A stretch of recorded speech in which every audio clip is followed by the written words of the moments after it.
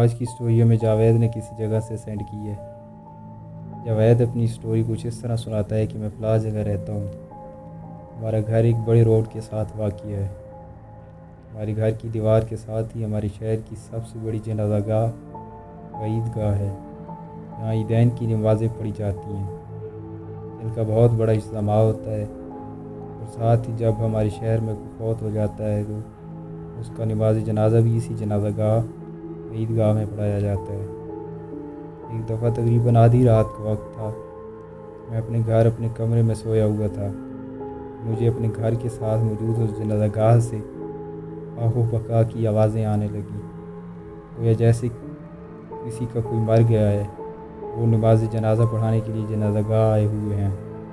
میں یہ آوازیں سن کر حیران بھی ہوا کہ آخر کون ہوگا یہ جو اس وقت جنازہ گاہ میں رو رہا ہے۔ اور اگلے ہی لمحے میں نے سوچا کہ آج تو ہمارے شہر میں کسی کی بھی فوتگی نہیں ہوئی، تو پھر کون مر گیا ہوگا جس کا جنازہ پڑھانے کے لیے لایا گیا ہوگا۔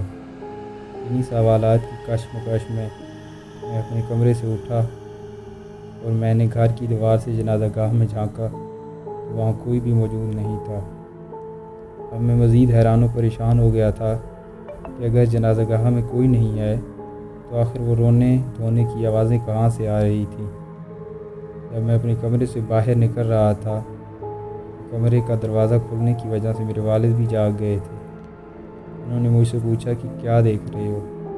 تو میں نے انہیں بتایا کہ اس طرح میں کمرے میں سویا ہوا تھا کہ جنازہ گاہ سے کسی کے رونے کی آواز آنے لگی۔ میں نے سوچا کہ شاید کوئی جنازے کے لیے میت کو لے کر آیا ہوگا۔ پھر میں نے سوچا کہ آج تو ہمارے شہر میں نہ کوئی فوت ہوا ہے اور نہ ہی کسی کے فوت ہونے کا اعلان سنا گیا ہے۔ پھر جب ابھی میں نے دیکھا تو جنازہ گاہ میں تو کوئی بھی نہیں ہے، تو وہ رونے کی آوازیں کہاں سے آ رہی ہوں گی۔ تسلی کرنے کے لیے میرے والد نے بھی جنازہ گاہ میں دیکھا، لیکن انہیں بھی کوئی نظر نہیں آیا۔ پھر میرے والد نے مجھے کہا کہ میں بھی تو جاگ رہا تھا، لیکن مجھے تو کوئی آواز سنائی نہیں دی۔ ہو سکتا ہے تجھے یہ کوئی وہم ہوا ہو یا تم اس وقت کوئی خواب دیکھ رہے ہو۔ میں نے اپنے والد کو کہا کہ نہیں، میں اپنے حواس میں تھا جب میں نے وہ آوازیں آتی سنی تھیں۔ پھر ہم دوبارہ سو گئے اور اگلی رات بھی اسی وقت کسی کے رونے کی آواز آنے لگی۔ اب کی بار وہ آواز پہلے کی نسبت تھوڑا اونچی تھی۔ میں وہ آواز سن رہا تھا، لیکن اپنی چارپائی سے دوبارہ اٹھنے کی ہمت مجھ سے نہیں ہو پا رہی تھی۔ میں دوبارہ دیوار سے جنازہ گاہ میں جھانک کر دیکھوں کہ وہاں کون ہے۔ میں سہما ہوا اپنے کمرے میں چارپائی پر پڑا ہوا تھا کہ اچانک میرے کمرے کے دروازے پر دستک ہوئی۔ مجھے ایک زوردار جھٹکا لگا اور میں پوچھنا چاہتا تھا کہ باہر کون ہے، لیکن آواز میری حلق میں جیسے اٹک گئی تھی۔ دستک دوسری بار ہوئی تو بھی میری آواز نہ نکلی۔ تیسری مرتبہ دستک ہوئی تو میرے والد صاحب نے مجھے کہا کہ میں ہوں، دروازہ کھولو۔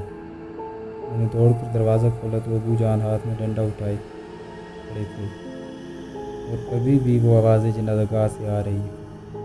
ابو نے مجھے خاموش رہنے کا اشارہ کیا اور خود دیوار سے جھانک کر جنازہ گاہ میں دیکھنے لگے۔ ابو نے ایک نظر دیکھا ہی تھا کہ ابو کی آنکھیں کھلی کی کھلی رہ گئیں۔ ابو نیچے اترے اور مجھے بتایا کہ جنازہ گاہ میں عجیب و غریب شکل کی عورتیں اور مرد ہیں، جن کے بڑے بڑے دانت ہیں اور ہاتھ کے بڑے بڑے ناخن ہیں۔ وہ رو رہے ہیں اور اپنے آپ کو بڑے ناخنوں سے نوچ رہے ہیں، جس کی وجہ سے ان کا خون بھی نکل رہا ہے۔ ان کے سامنے انہی کی شکل کا ایک بچہ چارپائی پر پڑا ہوا ہے، اور نہ جانے وہ کس کا انتظار کر رہے ہیں اور ادھر ادھر دیکھ رہے ہیں۔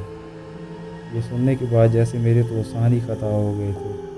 میں بھی اپنے کمرے میں چلا گیا اور ابو بھی اپنے کمرے میں چلے گئے۔ کافی دیر تک وہ رونے کی وحشتناک آوازیں آتی رہیں اور پھر میں سو گیا۔ یہی واقعہ ہونے کے بعد سارا دن میں سہما ہوا رہتا تھا۔ اسی رات پھر اسی وقت پر وہ رونے کی آوازیں آنے لگیں، جن کو میں اپنے کمرے میں پڑا خاموشی سے سن رہا تھا۔ دوبارہ سے میرے کمرے کے دروازے پر دستک ہوئی۔ میں نے سوچا کہ ابو آئے ہوئے ہوں گے۔ میں فوراً اٹھ کر دروازہ کھولا تو میرے سامنے بالکل ویسا ہی ایک خوفناک شکل والا آدمی کھڑا ہوا تھا، جس کے بڑے بڑے دانت اور بڑے بڑے ناخن تھے۔ اس نے مجھ سے صرف اتنا کہا کہ کیا تم ہمارے بچے کا جنازہ پڑھ دو گے؟ میں نے اتنا ہی سنا اور ایک چیخ کے ساتھ میں وہیں بے ہوش ہو گیا تھا۔ جب مجھے ہوش آیا تو ابو اور امی میرے پاس میرے کمرے میں بیٹھے ہوئے تھے۔ میں نے یہ بات اپنے محلے کے امام صاحب کو بتائی، جو ایک کامل عالم ایک مذہبی گھرانے سے تھے۔ انہوں نے دم وغیرہ کیا اور وہ خود اس جنازہ گاہ میں گئے اور ہمارے گھر کی دیوار کے ساتھ مٹی ہم کر کے ایک لکیر سی بنا دی۔ اس کے بعد سے پھر ہمیں کبھی کوئی ایسی ویسی آواز نہیں آئی۔ یہ تھی میری ایک سٹوری جسے میں نے چاہا کہ آپ سے شیئر کروں۔ امید ہے آپ اسے ضرور اپنے پروگرام میں شامل کریں گے۔ تو جاوید، آپ کا بہت بہت شکریہ کہ آپ نے اپنی یہ سٹوری ہم سے شیئر کی ہے۔ دوستو، اس طرح کی مزید ہارر سٹوریز دیکھنے کے لیے ہمارے YouTube channel horror stories with Hafeez کو سبسکرائب کریں۔ Thank you.